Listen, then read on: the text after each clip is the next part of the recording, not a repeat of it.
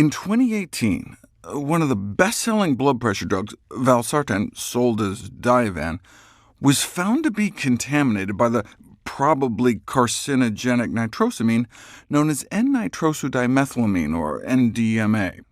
It's believed that approximately 20 million people worldwide were prescribed the drug tainted with this contaminant, whose cancer risk has been shown to exceed that of many known potent carcinogens, including asbestos, benzoapyrene, and PCBs.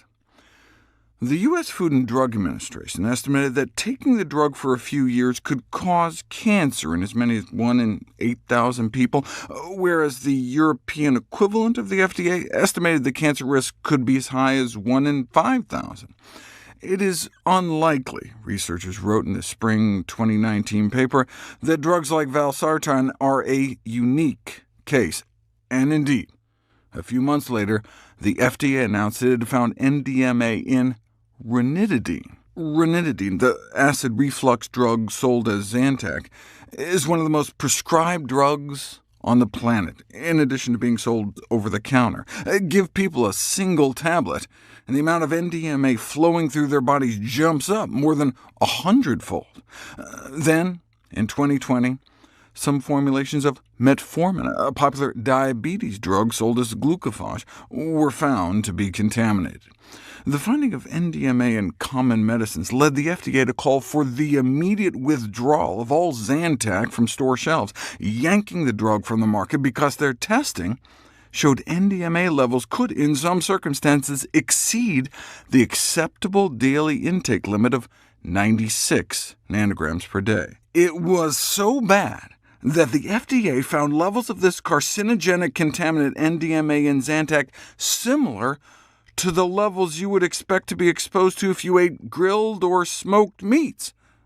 Wait, what?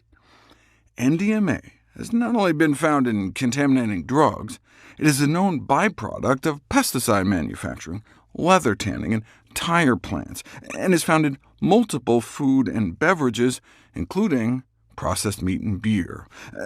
Now that we know NDMA can transfer through the placenta, this may explain the relationship between maternal cured meat consumption during pregnancy and the risk of childhood brain tumors. For example, hot dog consumption during pregnancy may increase childhood brain tumor risk by 33%, or sausage consumption by 44%. Bacon consumption may increase childhood brain tumor odds by 60 or 70%. But it's not just processed meat. Researchers have found it in poultry products as well. A single serving of chicken contains more than 100 nanograms of NDMA. Remember how the FDA said the acceptable daily intake limit is 96 nanograms per day? Half of a chicken breast contains 110.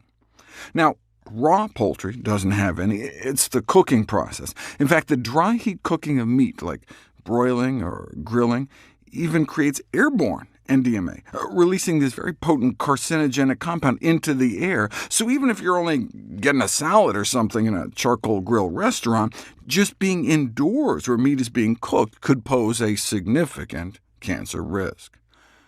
These nitrosamines are also found in cigarette smoke, and pressure was put on the tobacco industry to try to remove them, arguing that there's simply no logical reason why a removable carcinogen should be allowed to remain in a consumer product. That's the same reason Zantec was yanked from store shelves. Okay, so let me get this straight. One of the best-selling drugs in history was pulled from the market, a drug that brought in billions of dollars, because it contained a probable carcinogen that exceeded the acceptable daily limit. But there may be more of the contaminant in a single serving of chicken. So my question is, why aren't they pulling the poultry off the shelves as well?